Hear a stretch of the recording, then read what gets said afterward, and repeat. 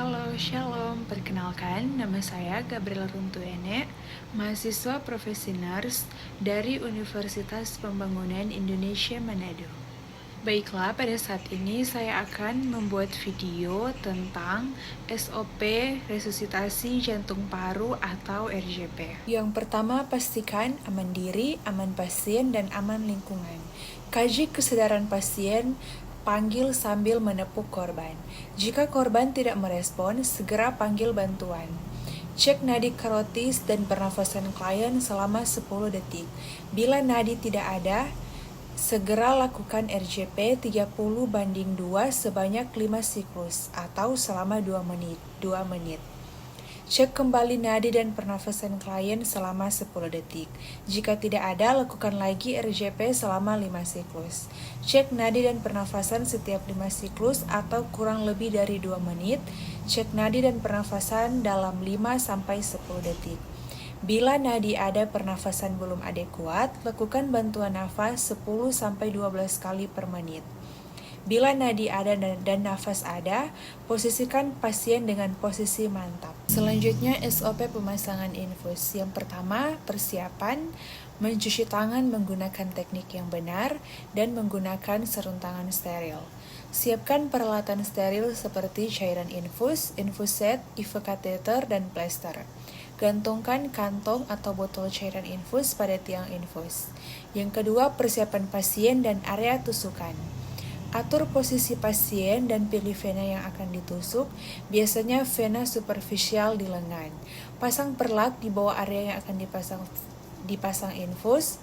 Pasang tourniquet atau tali pembendung 10-15 cm di atas tempat yang akan ditusuk. Anjurkan pasien menggenggam tangannya. Bersihkan area kulit di tempat tusukan menggunakan kapas alkohol dengan gerakan melingkar dari dalam ke luar. Pegang IV kateter atau jarum aboket dengan sudut 20-30 derajat. Tusukan jarum ke vena pasien, pastikan ada tanda darah masuk ke aboket.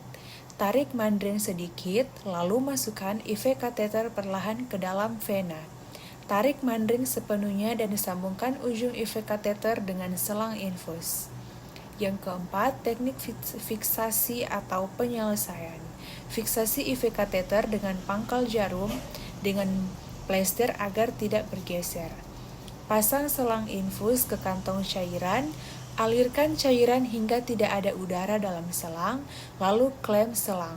Rapikan posisi pasien dan dokumentasikan tanggal dan jam pemasangan infus, serta jenis dan jumlah cairan. Kembalikan alat-alat ke tempatnya dan cuci tangan kembali. Selanjutnya SOP halusinasi. Yang pertama, fase orientasi, memberikan salam terapeutik, memberikan salam, memperkenalkan nama perawat dan klien, memanggil nama panggilan yang disukai, menyampaikan tujuan interaksi. Kedua, melakukan validasi data, menanyakan perasaan klien hari ini, memvalidasi masalah pasien, melakukan kontrak waktu, tempat, dan topik. Masuk pada fase kerja, yang pertama identifikasi jenis halusinasi klien, kedua diskusikan mengenai isi, waktu, frekuensi halusinasi klien, ketiga identifikasi situasi yang dapat menimbulkan halusinasi, keempat identifikasi respon klien terhadap halusinasi, kelima, jelaskan cara mengontrol halusinasi dengan cara menghardik. Keenam, peragakan cara menghardik. Ketujuh, minta klien untuk memperagakan ulang. Fase terminasi. Yang pertama, mengevaluasi respon klien terhadap tindakan.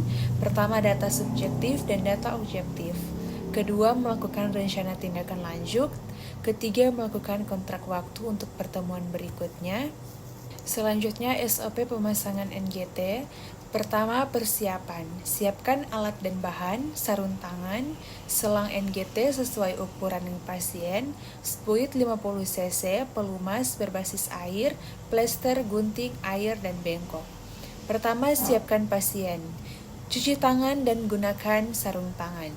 Jelaskan tujuan tindakan kepada pasien dan minta persetujuan. Posisikan pasien duduk atau berbaring terlentang dengan kepala sedikit diekstensi. Periksa lubang hidung yang akan digunakan dan pilih yang lebih paten. Pengukuran dan pemasangan selang. Ukur panjang selang, ukur selang NGT dari ujung hidung ke puncak hidung, lalu ke bawah menuju ke precious siodeus atau tulang dada bagian bawah, hingga titik antara sipodeus dan umbilicus atau pusat. Beri tanda pada selang dengan plester sesuai ukuran. Lumasi ujung selang dengan pelumas berbahan dasar air. Masukkan selang perlahan-lahan ke lubang hidung yang akan dipilih. Pandu pasien menelan. Saat selang mencapai bagian belakang tenggorokan atau nasofaring, minta pasien untuk menelan dan membuka mulut, lalu dorong selang lebih jauh ke dalam. Periksa jika ada hambatan. Jika terasa ada hambatan, jangan dipaksa. Konfirmasi posisi selang.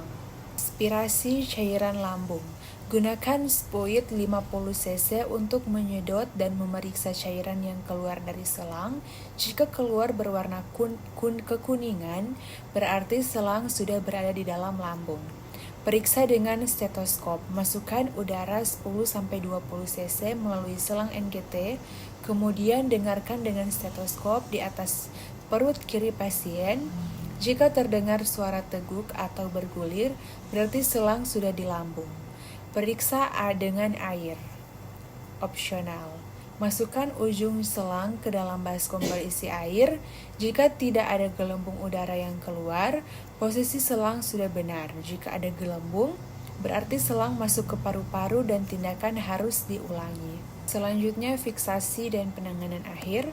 Fiksasi selang setelah posisi selang dipastikan benar di lambung. Fiksasi selang ke pipi pasien menggunakan plester. Tutup ujung selang, tutup pangkal pipa NGT dengan spuit atau klem NGT. Bersihkan area sekitar hidung dari sisa pelumas dan cuci tangan kembali setelah tindakan selesai. Selanjutnya SOP pemasangan bidai. Pertama, persiapan, siapkan alat dan bahan, bidai atau spalk 3 buah, pengikat bidai atau spalk. Selanjutnya, pelaksanaan. Pertama, cek catatan keperawatan dan tulis catatan medis pasien, metode yang digunakan dengan flow rate oksigen. Mencuci tangan, beri salam dan panggil nama pasien dengan namanya, serta memperkenalkan diri. Jelaskan tujuan, prosedur, dan lamanya tindakan pada pasien atau keluarga. Berikan kesempatan bertanya kepada pasien sebelum kegiatan dilakukan. Menanyakan keluhan utama pasien, jaga privasi pasien, memeriksa bagian tubuh yang akan dibidai. Memilih dan mempersiapkan bidai yang sudah dibalut dengan pembalut, melakukan pembidaian melalui 2 sendi. Hasil pembidaian harus cukup jumlahnya dimulai dari sebelah atas, bagian bawah, dan sisi kanan-kiri tempat yang patah. Tidak kendor dan tidak keras. Selanjutnya, evaluasi hasil kegiatan. Beri reinforcement positif pada pasien, kontrak pertemuan selanjutnya, kegiatan dan waktu dan tempat, rapikan alat-alat, cuci tangan, dan catat hasil kegiatan di dalam catatan keperawatan.